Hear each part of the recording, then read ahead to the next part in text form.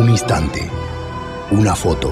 Hemos venido aquí hoy a muchas cosas. Una época de cambios que devienen un cambio de época. A muchas cosas, a caminar, a marchar, a saltar, a cantar. Una frase, un sentimiento colectivo y las ganas de hablar de nosotros en nuestro idioma. Pero entre tantas cosas de las que hoy hemos venido a hacer aquí a Mar del Plata hoy, nuestros problemas, nuestras soluciones, nuestra América adulta y soberana. Y cada uno de nosotros trajo una pala.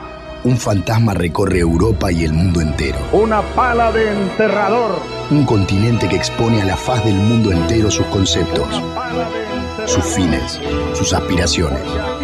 Y una frase que lo resume todo. Porque aquí en Mar del Plata, gritada en el lugar indicado, está la tumba del Alca. En el momento exacto.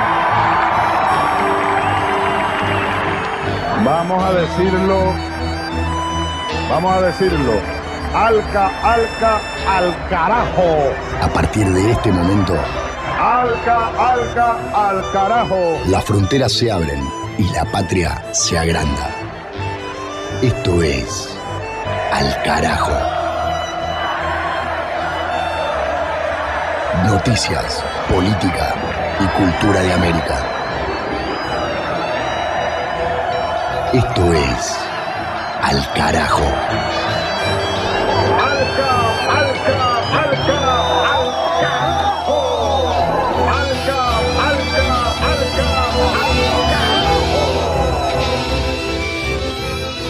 El 2 de junio próximo se elige sucesor de Andrés Manuel López Obrador en México.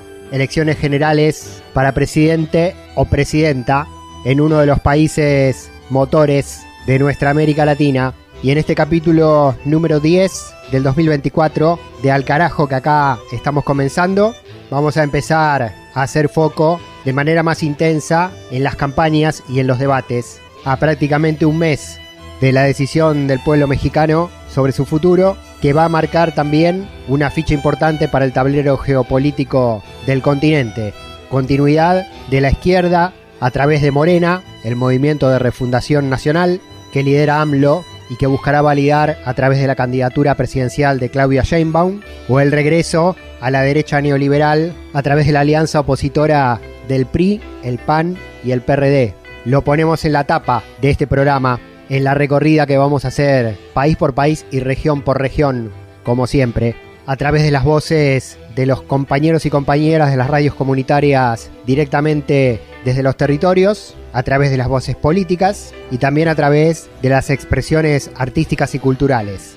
Mi nombre, Pablo Daniel Ovín, en la producción periodística y en la conducción, junto con Juan Francisco Martínez Pería para la columna de historia latinoamericana, Pales Carreira Griot para el cine latinoamericano y Mavi Sosa para la literatura latinoamericana. Los libros que nos acompañan en esta temporada son Como agua para chocolate de Laura Esquivel y 100 años de soledad, nada más y nada menos, de Gabriel García Márquez. Los rescatamos de nuestra biblioteca universal para acompañar los títulos informativos junto con la música, la política y la realidad.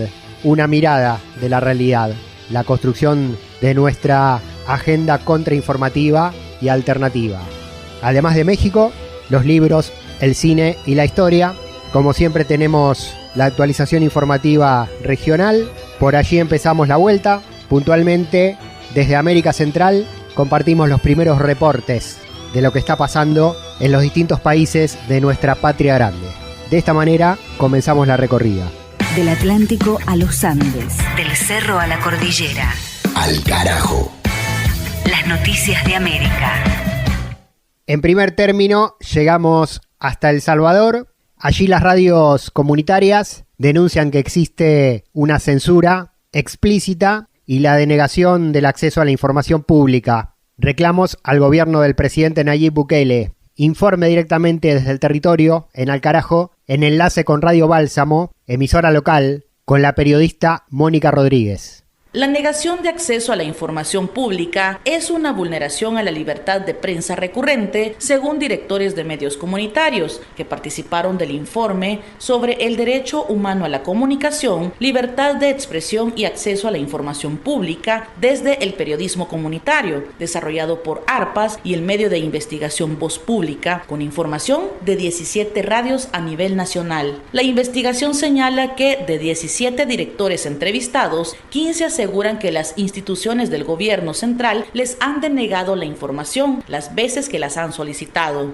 Además, 2 de cada 3 periodistas y colaboradores han enfrentado algún tipo de vulneración a la libertad de prensa, con énfasis en la falta de acceso a la información pública, que proviene sobre todo de las alcaldías. Así lo explicó Wendy Monterrosa, directora de Voz Pública. En cuanto a la información de las alcaldías, las denuncias de las radios comunitarias, por ejemplo, se niega información oficiosa, es decir, la Oficina de Información y Respuesta prácticamente no funciona en las alcaldías. Otro punto importante es que los alcaldes se niegan a dar entrevistas y dar declaraciones. ¿Esto por qué es importante? Porque la mayoría de radios comunitarias, por ejemplo, tienen en su parrilla programas donde son entrevistas, opinión, llegan funcionarios y evidentemente pues la esencia es que los funcionarios lleguen a responder las preguntas del periodista y de alguna manera rindan cuentas a los ciudadanos para saber cómo están ellos haciendo por el uso y distribución de los fondos que tienen en las alcaldías, ¿no?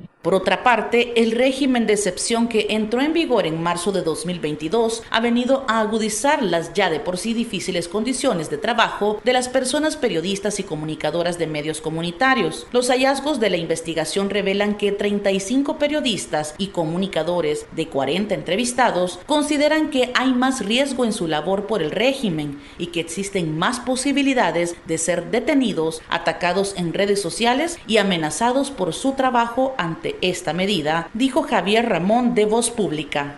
Ese miedo, ese riesgo trae consecuencias que creo que en algún momento nosotros solo damos una aproximación, pero en algún momento debería hacerse algo un poquito más, quizás más elaborado, y es el hecho de que obliga a veces a suavizar el discurso, pensarse 2 veces las cosas de publicarlo o cómo publicarlo, ¿verdad? Incluso a modificar o a cambiar algunas partes de espacios de opinión. Y bueno, son cambios, pero que en ningún momento, desde luego, como nos hacen énfasis, afectaban o trataban de afectar al entusiasmo, al esfuerzo, a la dedicación que sí que se le pone día a día en el trabajo en las comunidades, ¿verdad? La investigación concluye que las restricciones a la información pública y el régimen de excepción son utilizadas desde el gobierno de Bukele para imponer su discurso único y una estrategia que busca coartar la libertad de prensa a todo nivel en El Salvador. Desde Radio Bálsamo informó Mónica Rodríguez. Al carajo. Una crónica de la región. La siguiente escala es Costa Rica, donde las organizaciones de mujeres están llevando adelante una campaña por el derecho a la salud reproductiva y contra la demonización de la anticoncepción de emergencia impuesta por los sectores conservadores. Desde San José, la capital del país centroamericano, informa Génesis Cruz, del colectivo de comunicación Voces Nuestras.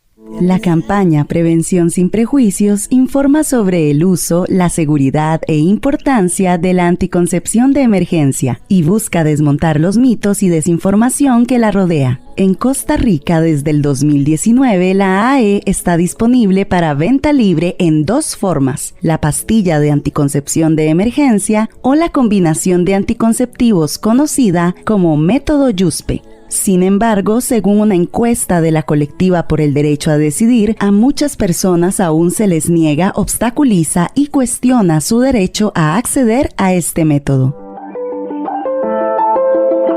Hola, mi nombre es Nancy López, soy ginecóloga y hoy les quiero comentar sobre la anticoncepción de emergencia en Costa Rica. Este es un método anticonceptivo que está disponible tanto en farmacias privadas como en los servicios de salud pública. Este método es menos efectivo que otros métodos de anticoncepción de uso regular. Sin embargo, es una buena oportunidad para prevenir el embarazo hasta 3 días después de la relación sexual sin protección, hasta máximo 5 días. A nivel de la seguridad social existe todo un protocolo para su atención y prescripción. Únicamente con presentarse a una consulta médica formal y solicitar el método debería ser suficiente para poder acceder al mismo. Sea cual sea la razón, si te forzaron a tener relaciones sexuales, si el condón se rompió durante la relación sexual, si no te sentís segura, vos podés, y es tu derecho, solicitar anticoncepción de emergencia en EVAIS, farmacias, clínicas privadas, atención de urgencias, etc. Este es nuestro derecho. Es tan importante que las mujeres podamos decidir sobre nuestras vidas, nuestro cuerpo que nos pertenece. Es un derecho el acceso a tener buena información científica, información veraz, porque así podemos tomar decisiones bien informadas sobre nuestra salud, sobre nuestro bienestar. Les invito a visitar las redes sociales de la Colectiva por el Derecho a Decidir y compartir la campaña Prevención sin Prejuicios sobre la anticoncepción oral de emergencia. Para obtener más información sobre la campaña, visite el sitio web colectiva-cr.com y las redes sociales de la Colectiva por el Derecho a Decidir. Desde Voces Nuestras en San José, Costa Rica, un reporte de Génesis R. Cruz. Al carajo. Una mirada al sur desde el sur.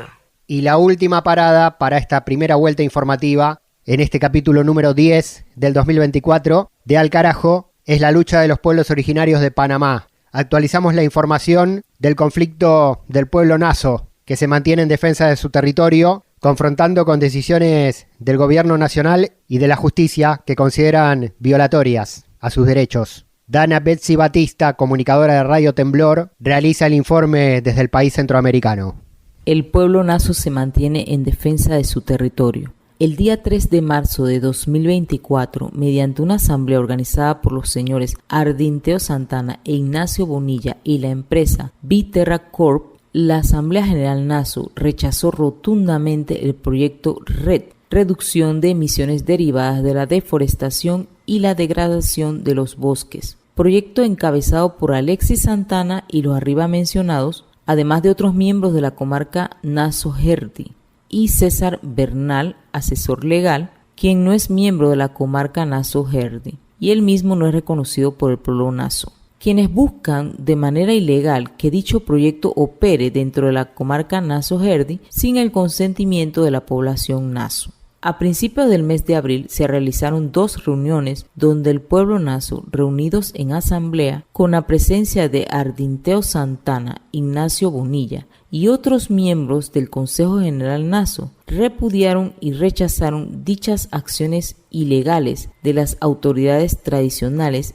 y solicitaron la presencia del viceministro de Asuntos Indígenas para el 18 de abril. Llegado dicho día, el viceministro no se apersonó. Por otra parte, el pueblo naso desmiente las informaciones falsas de agresiones y coacciones contra Ardinteo Santana e Ignacio Bonilla, además de supuestos intereses políticos dentro de la actual lucha que se mantiene en el pueblo naso. Escuchemos declaraciones de algunos representantes del pueblo indígena naso. Desmentir aquella denuncia, aquel audio, aquel video que el señor Ignacio Bonilla y el señor ex rey de la comarca Naso, donde él dice que esta lanza lo utilicé para ponerle en el pecho del ex rey Aníbal Santana.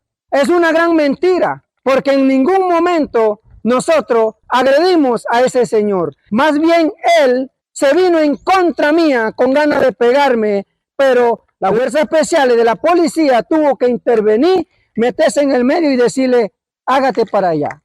Ese día nosotros, un grupo de mujeres, estuvimos ahí. En ningún momento se le agredió al señor Ardinteo Santana. Señor ministro, el día 6 y el día 7, el pueblo tomó una decisión y el pueblo manda. Queremos hacerle saber a usted que debes venir a intermediar o darnos la respuesta que el pueblo quiere. Yo les digo a las autoridades, al gobierno, al Ministerio de Gobierno, que por favor venga y nos solucione o que busque para ver cómo sentarse a hablar con el pueblo, a escuchar al pueblo, todas las inquietudes que hay. Nosotros como Naso nos hemos unido, no somos una comunidad y un grupito como lo dicen ellos. Vamos a esperar que usted nos atienda nuestra petición. elecciones nuevas queremos. Nosotros no queremos un proyecto destructivo que nos concepcione nuestra tierra, nuestra madre tierra. Hasta la fecha, ninguna autoridad competente del Estado se ha comunicado con la Comisión Pro Defensa de la Comarca Naso-Herdi.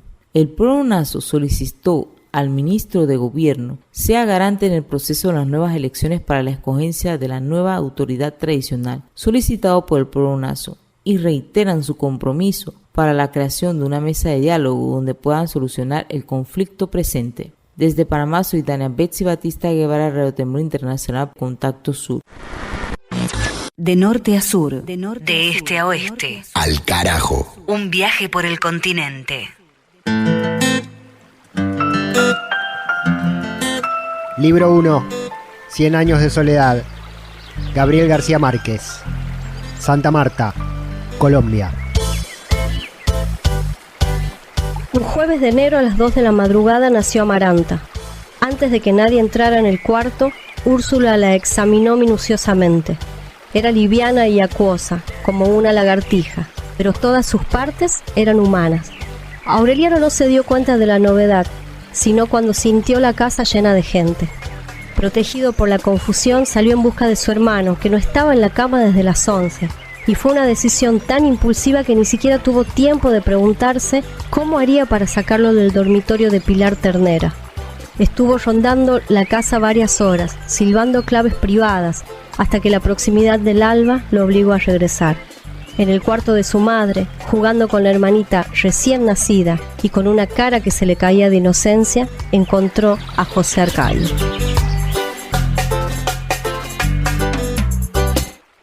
Ahora en Al Carajo, Juan Francisco Martínez Pería, historiador, docente de la Universidad Nacional de las Madres de Plaza de Mayo de Argentina, del Centro Cultural de la Cooperación de Buenos Aires y de la Educación Pública Latinoamericana.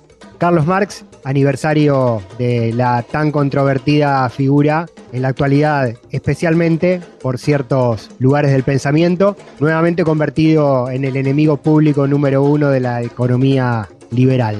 ¿Cómo te va, Juan? Bienvenido. Hola Pablo, ¿cómo te va? Una alegría estar nuevamente en el programa. Cuestionado Marx en la historia, pero de repente nuevamente puesto en ese lugar por algunos pensadores de las nuevas derechas, ¿no?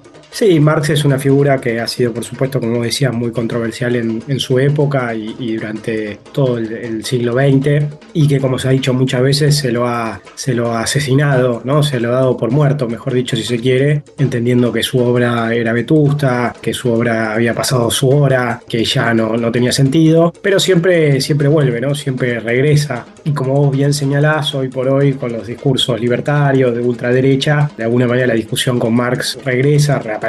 También, obviamente, desde la izquierda, de posiciones progresistas, nacionalpopulares, también, obviamente, se puede discutir y valorar la actualidad del pensamiento de Marx, ¿no? Hasta qué punto el pensamiento de Marx tiene vigencia, es importante para pensar el día de hoy, etcétera, etcétera. Sí, podemos analizarlo, contradecirlo, hasta rechazarlo, pero nunca callarlo, ¿no? Como quiere hacer, por ejemplo, el presidente argentino Javier Milei, que habla de una universidad o una educación sin Marx y solo con sus economistas liberales libertarios. Sí, bueno, en la Argentina el gobierno actual de Milei ha tenido una política muy dura hacia las universidades públicas, ¿no? Y particularmente no solamente muy dura en términos presupuestarios, económicos, sino fundamentalmente en términos ideológicos, ¿no? De persecución ideológica, diciendo que en las universidades públicas argentinas lo que hay es adoctrinamiento y que no hay libertad de pensamiento, no hay libertad de cátedra, no hay discusión. Esto, por las dudas, lo aclaramos, es absolutamente ridículo, ¿no? De hecho, en gran parte de las facultades, primero principal que hay una enorme diversidad en las universidades nacionales argentinas, y no solamente hay una gran diversidad, sino que además, uno podría decir que en algunas facultades predominan posiciones notoriamente de derecha, en general las facultades de derecho, de economía, no predominan ideas de izquierda, que sí predominan en universidades de humanidades y de ciencias sociales, pero donde siempre hay un debate de ideas y siempre hay otras diversidades ideológicas e intelectuales, ¿no? Esto es ridículo. Pero bueno, más allá de esto, que es muy importante, como decíamos antes, Marx es uno de los pensadores más relevantes de la historia moderna, con una obra sumamente voluminosa, que ha generado debates gigantescos. Y probablemente yo diría que la gran particularidad de Marx, o una de las grandes particularidades, es la enorme influencia que ha tenido en términos políticos, ¿no? Porque uno podría pensar otros intelectuales de peso, pero que no tuvieron ese nivel de influencia tan grande a nivel político, y digo, más allá de uno pueda estar de acuerdo o no con el pensamiento de Marx, claramente las principales revoluciones del siglo XX, ¿no? La revolución rusa, la revolución cubana, la revolución china, la revolución en Vietnam, parte de las revoluciones en África, otras revoluciones en América Latina, estuvieron de alguna u otra manera asignadas por el pensamiento de Marx. Digo, más menos influencia, el espectro de Marx, ¿no? Ese fantasma del comunismo, como él decía junto con Engels en el Manifiesto Comunista, recorrieron fuertemente el mundo, inspirando revoluciones durante fines del siglo XIX y sobre todo durante el siglo XX, ¿no? Me parece que eso es algo muy importante, ¿no? El propio Marx y Engels, justamente con la famosa tesis 11 de Marx, planteaban esta idea de un pensamiento comprometido, un pensamiento revolucionario. La famosa tesis 11 de Marx dice que los filósofos hasta el momento se han dedicado a interpretar el mundo, ahora de lo que se trata es de transformarlo, ¿no? O sea, que esta idea de la teoría aplicada a la práctica ha sido muy propia de Marx. Entrando un poco de lleno en sus ideas, ¿no? En su trayectoria, como es bien sabido, Marx nace en Alemania, después estudia en Alemania, estudia filosofía, y a partir de ahí comienza una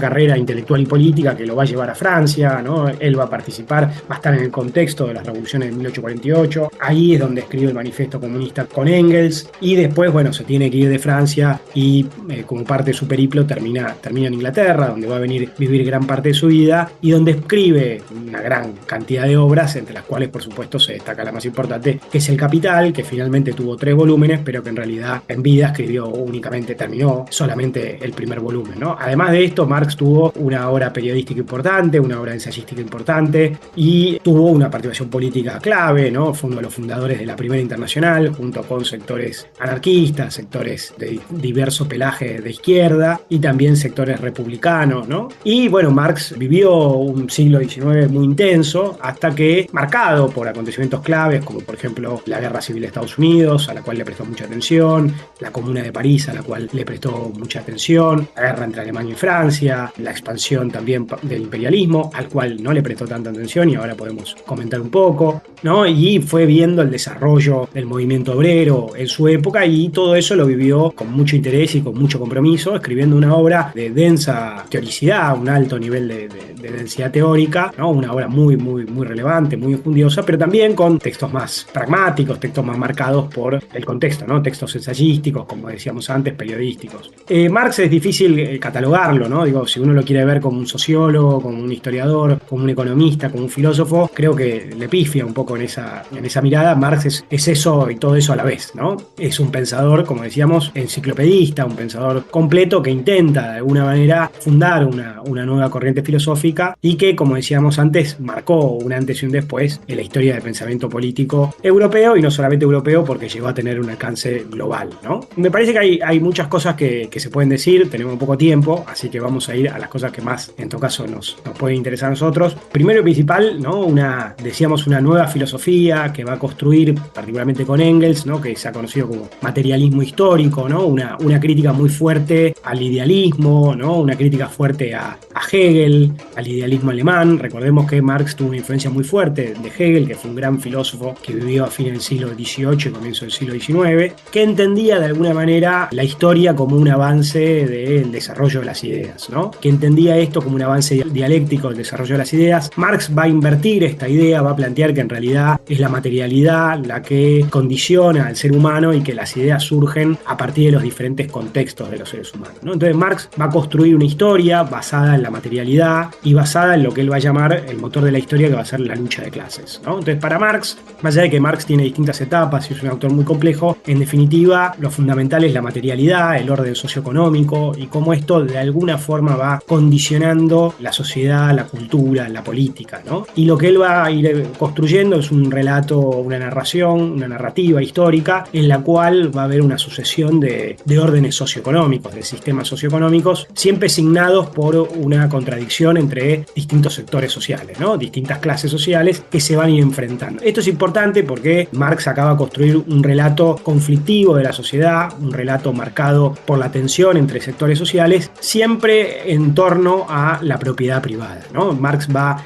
a desnaturalizar. Esto es muy importante. Lenin decía que Marx tenía básicamente 3 influencias, ¿no? La influencia de la filosofía idealista alemana, que va a poner en discusión, el materialismo filosófico, y también la economía liberal de su época, ¿no? Y también influencia, si se quiere, de los socialistas que había antes de Marx, ¿no? Los que Marx y Engels van a llamar socialistas utópicos. Marx y Engels van a crear lo que ellos van a denominar el socialismo científico, ¿no? Que es un socialismo que intenta interpretar científicamente la sociedad para poder transformarla racionalmente de forma revolucionaria. Entonces Marx va a plantear que la sociedad está marcada por conflictos sociales, ¿no? Y que los conflictos sociales giran en torno a la propiedad privada de los medios de producción. Y acá yo lo que quería plantear es que Marx va a ser profundamente crítico de la economía liberal, ¿no? Marx tiene influencia de Adam Smith, de David Ricardo, pero justamente lo que él va a discutir es la naturalidad de la propiedad privada, la naturalidad del capitalismo y la naturalidad de esta idea de un individuo egoísta, ¿no? Que busca acaparar riqueza y que solamente tiene esa perspectiva en la cabeza, ¿no? Ese individualismo que hoy nos quieren vender con emprendedurismo, etcétera, etcétera. Marx ya lo criticaba en su época, ¿no? Entonces, Marx lo que va a mostrar y va a hacer un análisis muy profundo y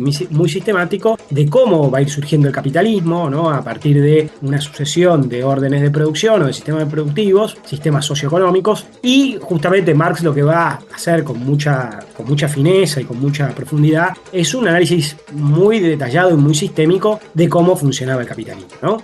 ¿Cómo funciona el capitalismo? Acá Marx va a ser muy crítico de varias cosas. Primero, esta idea de la libertad, ¿no? La supuesta libertad que hay en el capitalismo, mostrando que en realidad los trabajadores tienen una libertad solamente formal porque están obligados a ir a trabajar. Al quitarle la posibilidad de autosubsistencia, están forzados a ir a trabajar. Por otro lado, que esa relación de libertad no es tal frente al empresario, digamos, ¿no? Que el empresario tiene un poder enorme frente al trabajador. Y por otro lado, también Marx va a analizar toda la cuestión de lo que él va a llamar la alienación. O sea, Marx no está en contra del trabajo, de hecho está a favor de la realización en torno al trabajo, pero una cosa es un trabajo artesanal en el cual uno hace algo que implica un proceso de autodesarrollo. Vamos a poner como ejemplo vos, Pablo, que te dedicas a la radio, que te gusta, es un proceso de autodesarrollo, ¿no? Pero si uno está trabajando para otra persona y está haciendo algo que no tiene que ver con el deseo propio, lo que ocurre ahí es que uno se está alienando, ¿no? En vez de hacerse uno mismo, lo que está haciendo es al empresario. Hay una negación, digamos, que Marx insiste mucho, que se llama alienación, en esa relación laboral. Además, otra cosa que plantea Marx es esto, ¿no? Uno hace un objeto, que después ese objeto se le vuelve un objeto opuesto, ¿no? Por ejemplo, pensemos nosotros, trabajadores que están construyendo un auto en una fábrica, un Rolls Royce, que nunca van a poder comprar ese Rolls Royce. La otra cosa clave que tiene que ver con esta idea de libertad, ¿no? Es el concepto de plusvalía. Nosotros siempre, ahora, hoy por hoy, durante décadas hemos escuchado cómo el empresario es fundamental, el capital es fundamental, las inversiones son fundamentales, cómo Elon Musk hoy por hoy, no sé, es clave para el desarrollo del capitalismo. Y Marx en realidad lo que va a decir es que el capital es trabajo acumulado y que en realidad quienes crean esa riqueza en el capitalismo no son los empresarios, sino que son los trabajadores. Y justamente lo que él va a plantear es la plusvalía, ¿no? El gran secreto del capital y el gran secreto del capitalismo es el robo de la plusvalía. Porque uno podría pensar que en el capitalismo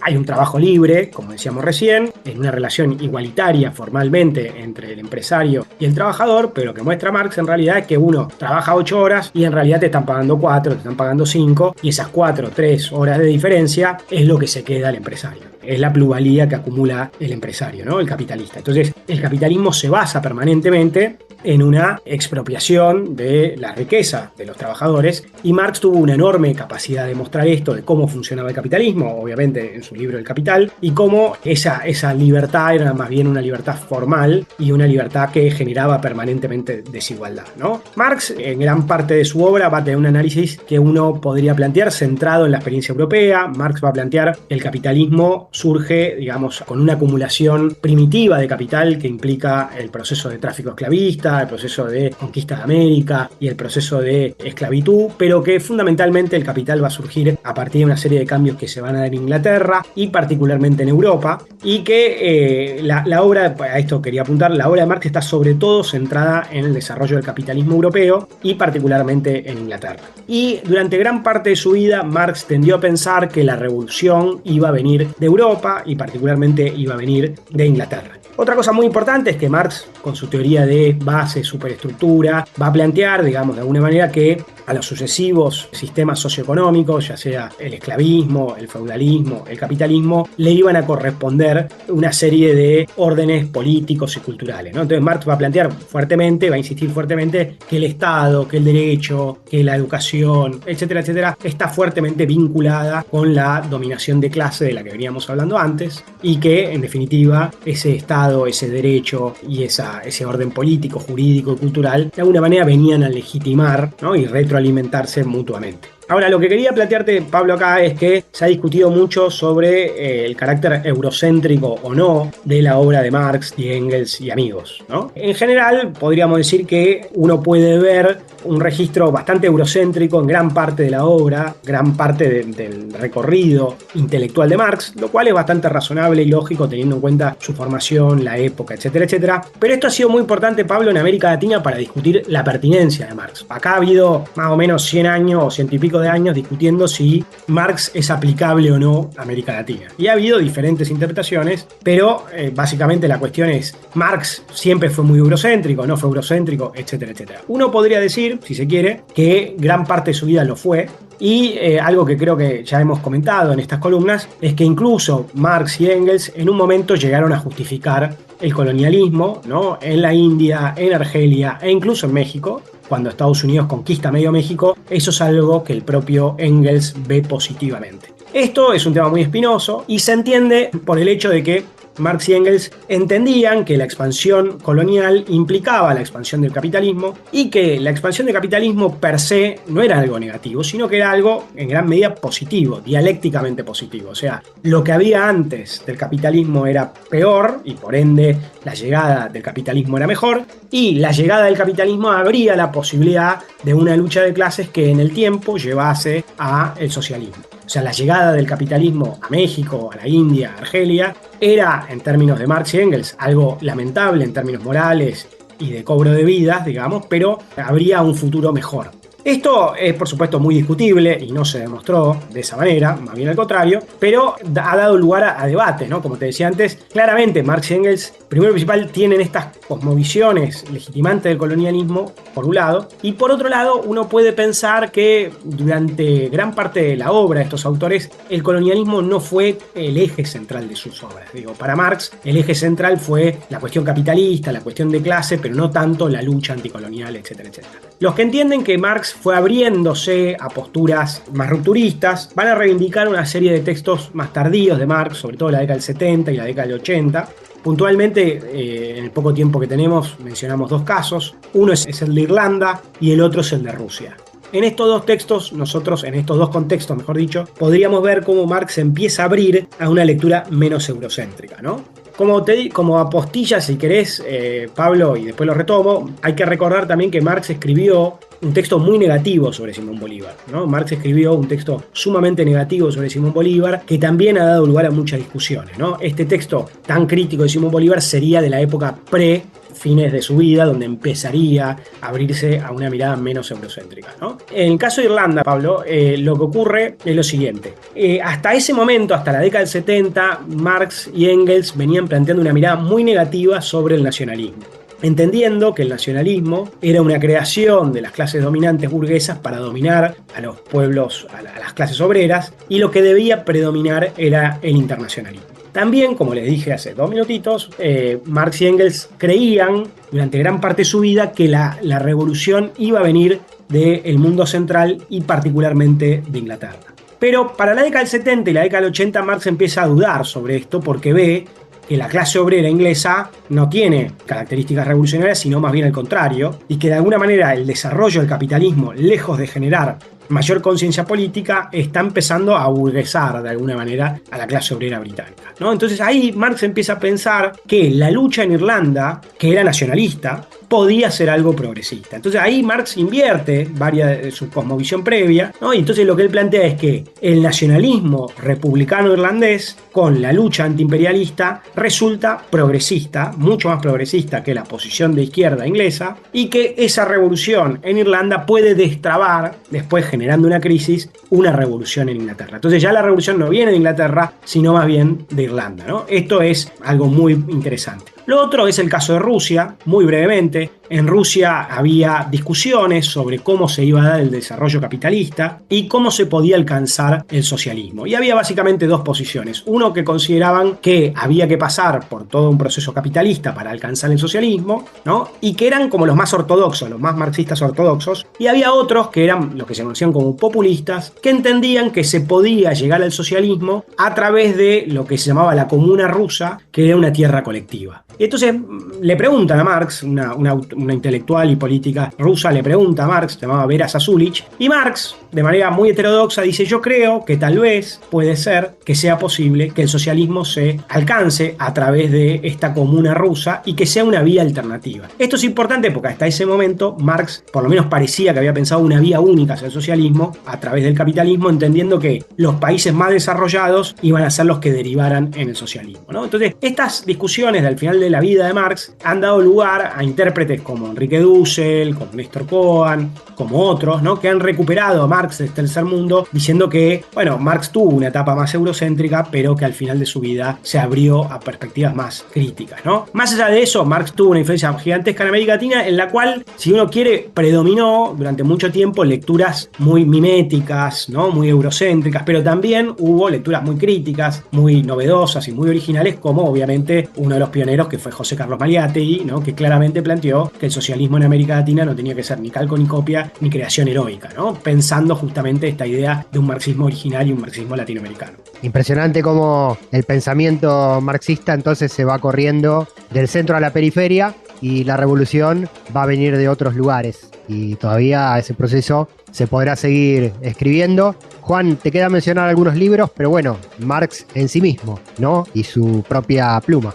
Sí, también hay algo, acá, discúlpame que termine con esto, Pablo, recordemos esto que yo te decía, que Marx había escrito un texto muy negativo sobre Bolívar, ¿no? Eso generó mucho debate. Acá vos me pedís un libro, bueno, hay un libro clave que es Marx y América Latina, de José Pancho Aricó, un libro muy, muy recomendado, pero es muy interesante porque, digo, a pesar de que Marx tenía una imagen negativa de Bolívar, en América Latina ha habido una larga tradición de autores como Jorge Abelardo Ramos o de figuras como Chávez que han buscado una síntesis, que esa síntesis se puede hacer, no importa si Marx tiene una mirada negativa sobre América Latina, justamente esta creación heroica de la que llamaba José Carlos Mariátegui implica ir más allá de Marx y hacer esa síntesis. Entonces, claro, si Marx y Bolívar supieran que muchos años después Chávez los puso en un mismo anaquel, no sé qué dirían, ¿no? No importa qué dirían, no importa eso, lo hacemos nosotros. Digo, vos me pedís libros, hay infinidad de libros, ¿no? Yo recomiendo que leamos la obra de Marx directamente, los manuscritos económicos filosóficos, el manifiesto comunista, el Capital, la ideología alemana, son obras claves. El manifiesto comunista es sin duda su obra fundamental junto con Engels y es un texto muy, muy llano, muy fácil de entrar. El texto sobre Marx y América Latina, bueno, además de leer la obra de Mariátegui que comentábamos antes, el texto de Aricó que comentábamos antes, que vale mucho la pena, de Marx y América Latina, Marxismo de Indias, de Jorge Abelardo Ramos, Raúl Fernet Betancourt tiene un libro muy bueno sobre marxismo latinoamericano, Michel Lowy tiene otro libro, una compilación de textos sobre marxismo latinoamericano, el texto de Néstor Cohen que comentaba antes, Marx en su tercer mundo, y también la trilogía que tiene Enrique Dussel sobre Marx, ¿no? Y el último de los libros que habla justamente de el último Marx y América Latina, en la liberación de América Latina, son algunos de los textos. También la película de Raúl Peck, que es un director haitiano, que se llama El joven Marx, que también vale mucho la pena para ver los inicios de la trayectoria intelectual y política del filósofo alemán. Bien, y ojalá que lo sigamos estudiando en las universidades latinoamericanas y que no lo silencie un discurso único. Muy bueno el recorrido, Juan. Bueno, en torno al 5 de mayo lo celebramos en su nacimiento de cumpleaños y no en su muerte, como nos gusta también en este programa. Muchas gracias como siempre. Gracias a vos, Pablo. Un abrazo para vos y para toda la audiencia. Juan Francisco Martínez Pería, nuestro historiador aquí en Al Carajo. Seguimos con lo que nos queda del programa. Al Carajo. Al Carajo. Al Carajo. Identidad, música y cultura de América Rebelde.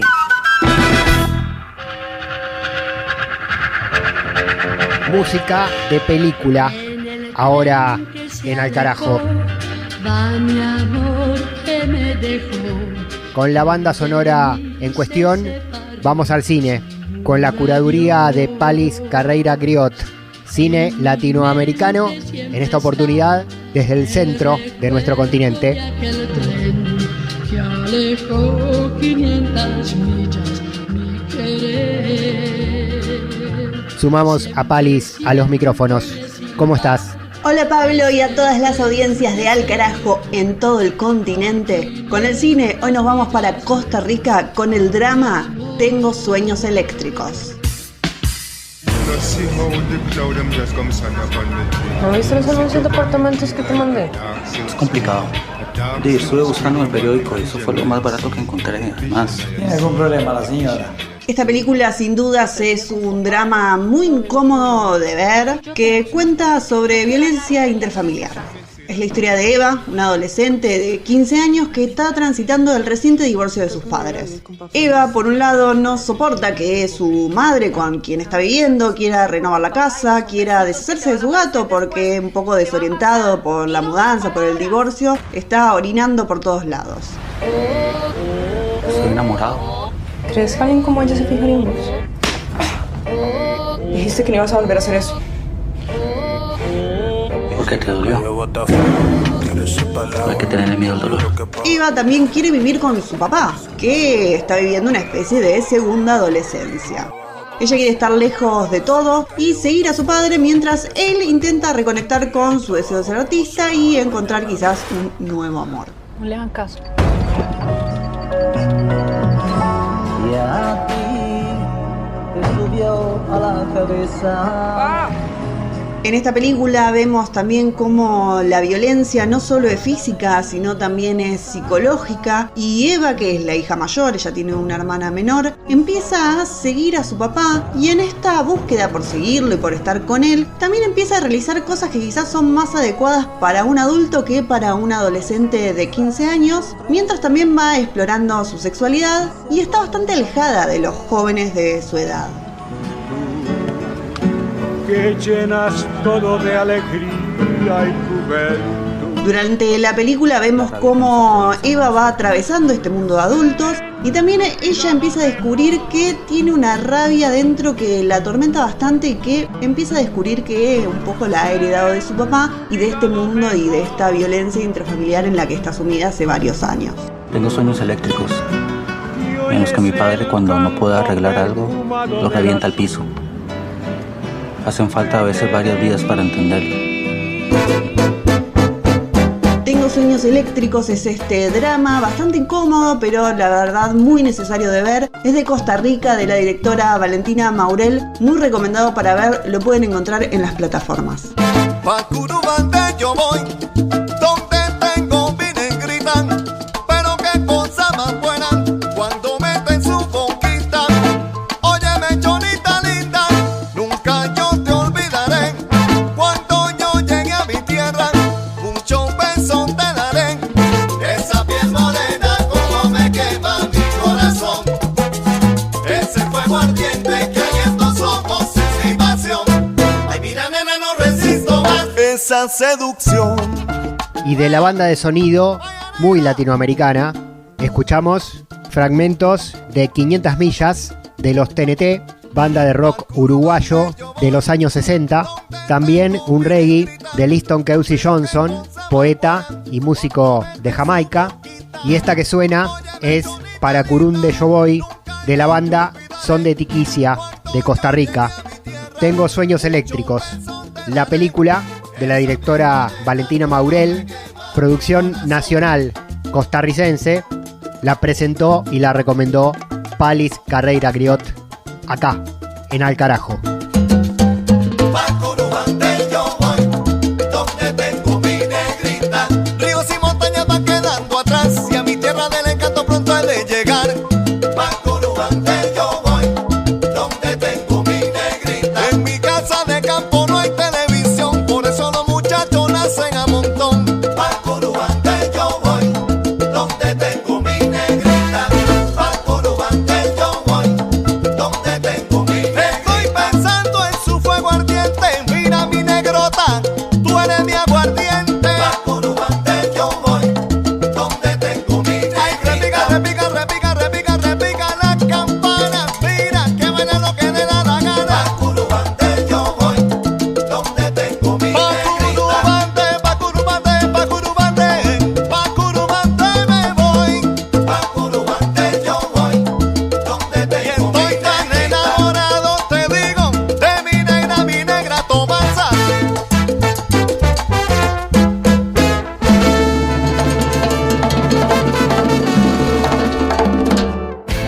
Ni tratados de libre expoliación, ni tratados como incapaces. Al carajo.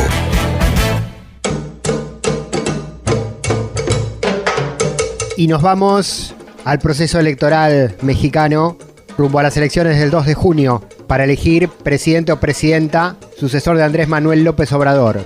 Se realizó el segundo debate entre los tres candidatos que se presentan.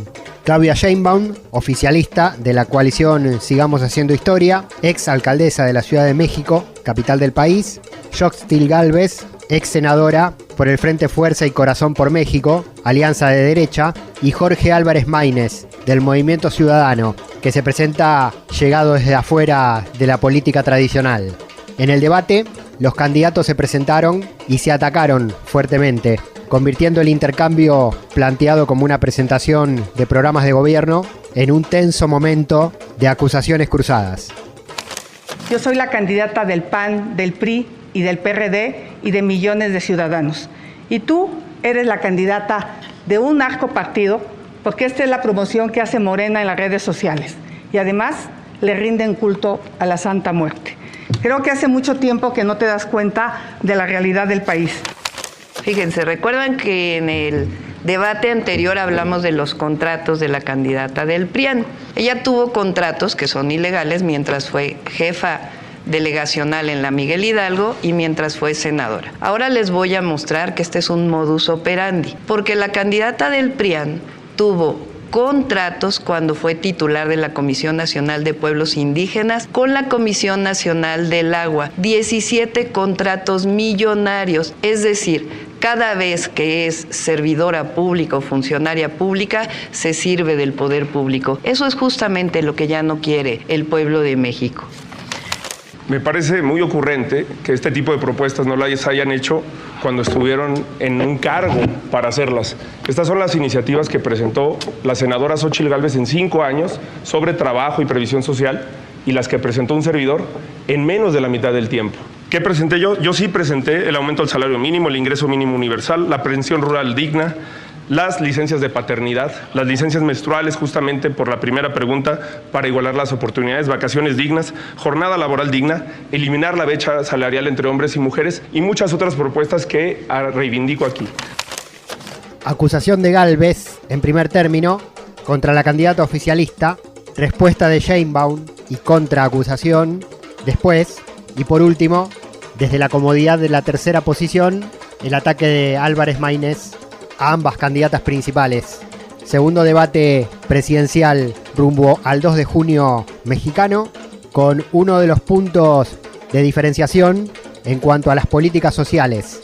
La candidata oficialista de la coalición Sigamos Haciendo Historia, Claudia Sheinbaum, propone sostener las actuales políticas de Andrés Manuel López Obrador y ampliarlas todavía más si se convierte en presidenta. Vamos a darle seguridad social, o tiene que haber seguridad social para todo este nuevo empleo de repartidores, las jornaleras y jornaleros agrícolas, y también vamos a dar un reconocimiento nuevamente a los programas sociales. Es decir, todos los programas sociales, que es falso que la candidata del PRIAN los va a mantener, porque si no el PAN no hubiera votado en contra de estos programas, los vamos a mantener y aumentar cada año por encima de la inflación. Inclusive los vamos a llevar a la Constitución. Por su parte, en materia social, la candidata de la derecha de la alianza PRI, PAN, PRD, Xochitl Gálvez, intentó contrarrestar con promesas ambiguas y con la recurrente táctica de las derechas en América Latina, que son las acusaciones de supuesta corrupción contra los gobiernos y dirigentes de izquierda. Especialmente va a haber un programa de vivienda para jóvenes, pero a la que sí se hizo de una vivienda fue la señora Sheinbaum. La señora Sheinbaum la vez pasada dijo que no tenía dónde vivir. Por cierto, a la que me referí que a los 60 años no tenía casa era ella, y lo sacaron de contexto. Y ya vimos que no solo tenía 4 casas. Y esta la invadió, se la robó y la escondió. Y así le respondió Claudia Sheinbaum. A ver, vamos a explicarlo nuevamente. La transformación representa, por el bien de todos, primero los pobres, acabar con la corrupción, acabar con los privilegios. Gracias a eso, hoy hay billones de pesos destinados a programas del bienestar convertidos en derechos, como la pensión universal a los adultos mayores, y además ha aumentado el salario. Eso ha disminuido la pobreza. El gobierno de López Obrador es el primero que disminuye la pobreza por debajo del 40%, por más que quieran decir otra cosa.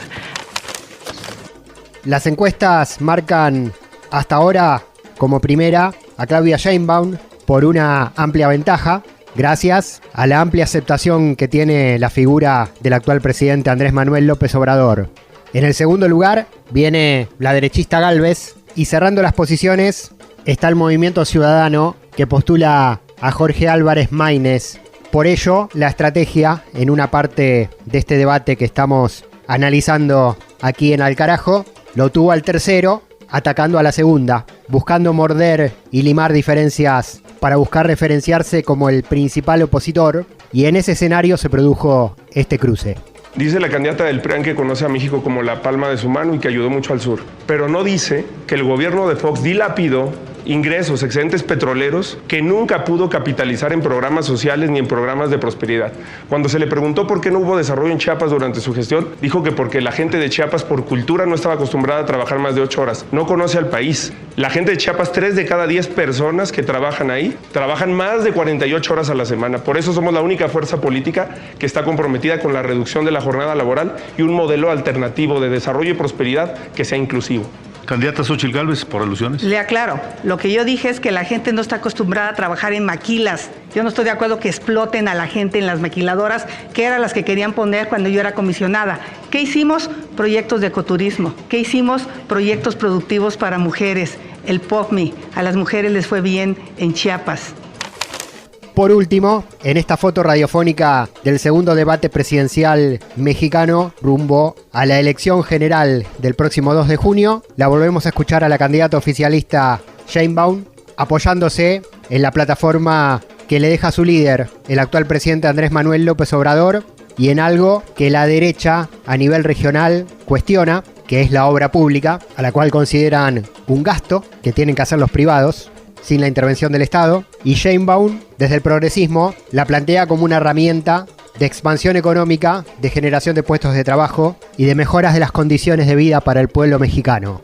Así lo expresó en el debate la candidata oficialista que por ahora lidera las principales encuestas de opinión. Sí, claro que sí. 85% de la población en el sur-sureste de México está de acuerdo con el Tren Maya. Se hicieron el Tren Maya en este gobierno. El interoceánico, uno de los proyectos más importantes y de más largo alcance, que por cierto han dado muchos empleos. La refinería Dos Bocas, que por primera vez va a permitir, junto con la repotenciación de las refinerías y la compra de la refinería Deer Park, disminuir la importación de gasolinas que los gobiernos del PRIAN, por más que quiera decir, dejaron que se incrementara. Estamos hablando del aeropuerto Felipe Ángeles, ya existe, está yendo, es el principal aeropuerto de carga de nuestro país. El Cuchillo 2, agua saludable. El tren ligero de Guadalajara fue con recursos federales. El metro de Monterrey también con recursos federales. Chapultepec, naturaleza y cultura. Texcoco hoy es un área natural protegida donde querían hacer un aeropuerto y donde reprimieron a los de San Salvador Atenco.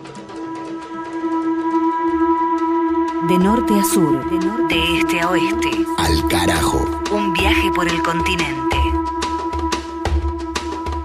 Para arrimarnos al final de este viaje, número 10 en este año 2024, temporada número 15 de Al Carajo, después de la cobertura del segundo debate presidencial en México, rumbo a las elecciones del 2 de junio, nos vamos a quedar en el mismo territorio, pero saliendo de la palabra política para entrar en la belleza de la palabra literaria.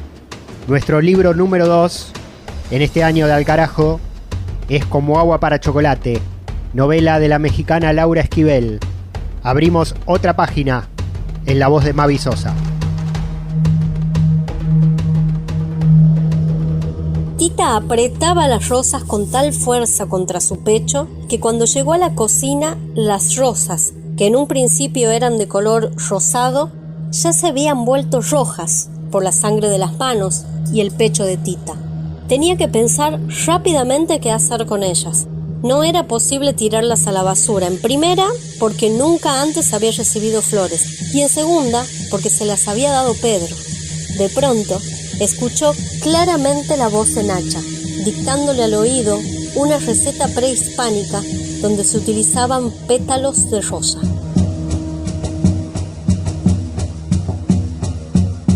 Tita la tenía medio olvidada, pues para hacerla se necesitaban faisanes, y en el rancho lo único que tenían en ese momento eran codornices, así que decidió alterar ligeramente la receta con tal de utilizar las flores. Sin pensarlo más, salió al patio y se dedicó a perseguir codornices. Después de atrapar a 6 de ellas, las metió en la cocina y se dispuso a matarlas. Tomando una gran respiración, agarró la primera y le torció el pescuezo, como había visto a Nacha hacerlo tantas veces, pero con tan poca fuerza que la pobre codorniz no murió, sino que se fue quejando lastimeramente por toda la cocina, con la cabeza colgando de un lado. Así comprendió que no se podía ser débil en esto de la matada. O se hacía con firmeza o se causaba un gran dolor. En ese momento pensó en lo bueno que sería tener la fuerza de Mamá Elena. Ella mataba así, de tajo y sin piedad.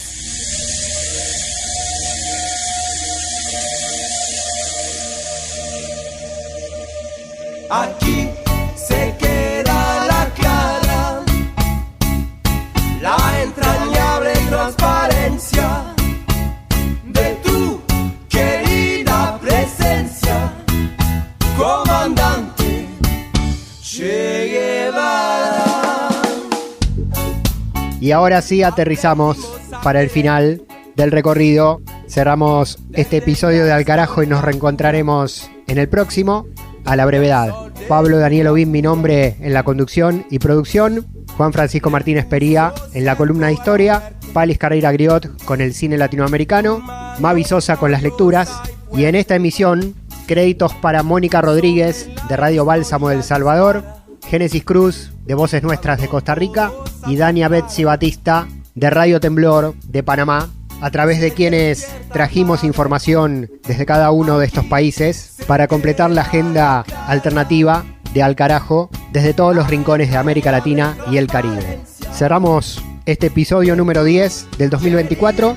Nos reencontramos en nuestra próxima emisión. Nos encontrás en alguna de las cerca de 50 radios que nos transmiten durante la semana y el fin de semana en distintos días y horarios, dependiendo cada grilla. Radios comunitarias, radios populares, radios universitarias y radios públicas de toda la Argentina, de Uruguay, de Chile, de Bolivia y también en nuestro canal de YouTube, Al Carajo Radio, desde donde hacemos las emisiones en vivo, todo producido y generado desde la radio de las Madres de Plaza de Mayo de Buenos Aires, Argentina. Nos encontramos en nuestra próxima emisión, que será la número 11 de esta temporada. Será hasta entonces. Gracias por la escucha. Con soles de primavera, comandante, para plantar la bandera, comandante, con la luz de tu sonrisa, tu amor revolucionario te conduce a nueva empresa, donde espera la firmeza de tu brazo libertario. Aquí se